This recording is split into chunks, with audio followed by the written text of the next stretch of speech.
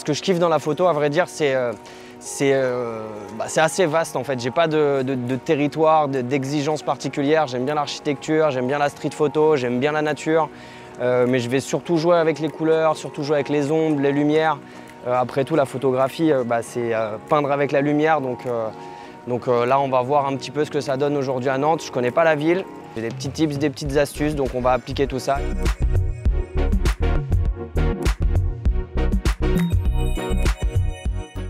Bonjour à tous, je m'appelle Maxime Beau, je suis photographe. Vous pouvez me retrouver sur les réseaux sous le nom de 1 seconde à perdre. C'est long, mais c'est efficace. Aujourd'hui, on est à Nantes et je vais vous donner quelques tips pour composer avec un ultra grand angle. Et pour l'occasion, je suis avec un Nikon D780 et un 14-24 2.8. C'est parti.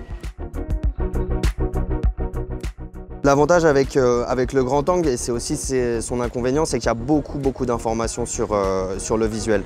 Donc petite astuce pour réduire ce nombre d'informations ou pour justement mettre en avant l'information qu'on a envie, c'est la réflexion.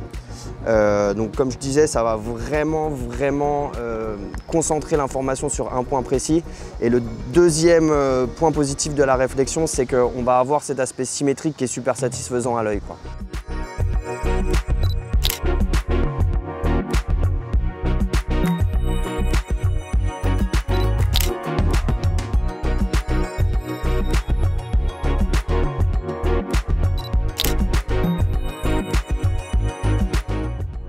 Petite astuce pour remédier au fait d'avoir beaucoup trop d'informations dans le visuel au 14 ou au 24, en l'occurrence entre 14 et 24, il y a cet aspect framing en fait, c'est d'emprisonner ton sujet à l'intérieur d'une zone de lumière et garder tout le reste dans l'ombre va permettre de vraiment recentrer l'intérêt sur le sujet, va vraiment permettre de capter l'essence de ce que tu as envie de photographier et ça c'est plutôt cool et c'est une plutôt bonne astuce.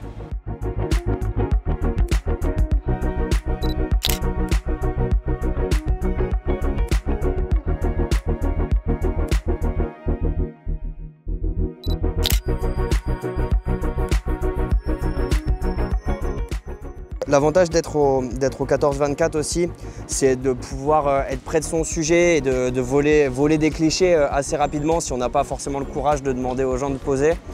Ça c'est plutôt pratique et puis en plus l'avantage avec ce boîtier là c'est que déjà on a la possibilité d'avoir un retour direct sur l'écran derrière qui est pivotable et en plus si on veut vraiment faire style je prends pas une photo, on peut vraiment tenir l'engin comme ça et puis faire la mise au point et prendre directement sur l'écran et c'est vrai que ça fait moins voler, ça fait moins je suis sur tes côtes etc. donc c'est plutôt cool.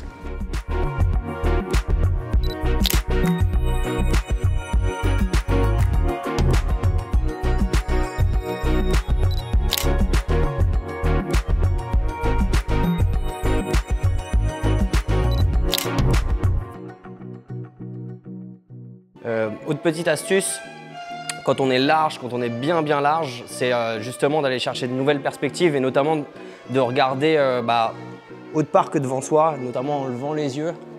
Donc c'est ce qu'on appelle le look-up.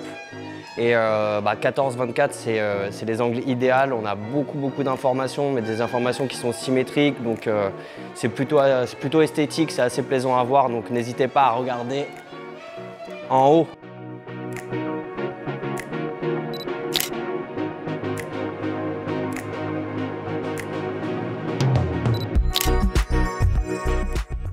Autre petite astuce pour ta to-do list, c'est le flou filet ou flou de mouvement.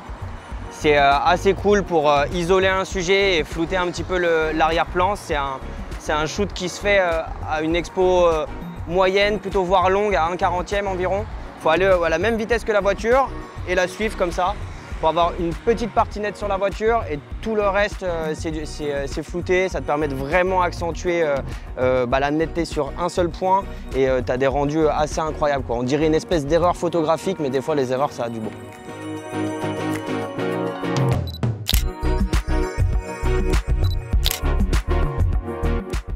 Autre petite astuce que tu peux faire avec un zoom, donc c'est valable avec le 12-24 mais c'est aussi valable avec d'autres, c'est ce qu'on appelle le zooming.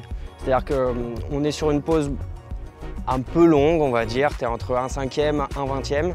Et tu vas zoomer en même temps que tu appuies sur le déclencheur. Tu vas avoir un effet d'aspiration dans la photo ou justement de recul dans cette photo. Et c'est un effet plutôt simple quand tu as des designs assez graphiques, etc. etc. Donc à tester.